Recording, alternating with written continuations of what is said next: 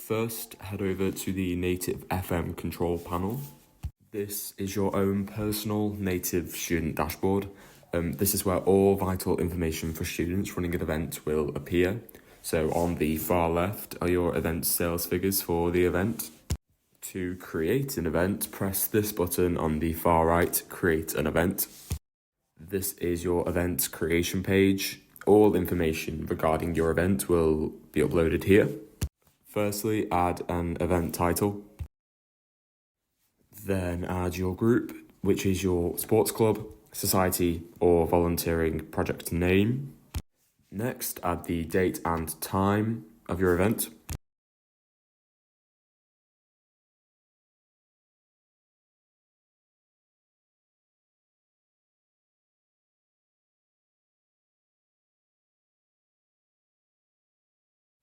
If you would prefer, there is an option to hide the end date of your event.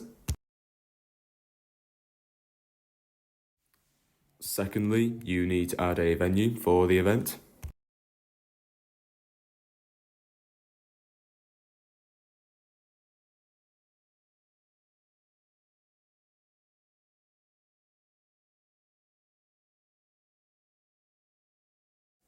Then you need to add a description. The more detailed, the better.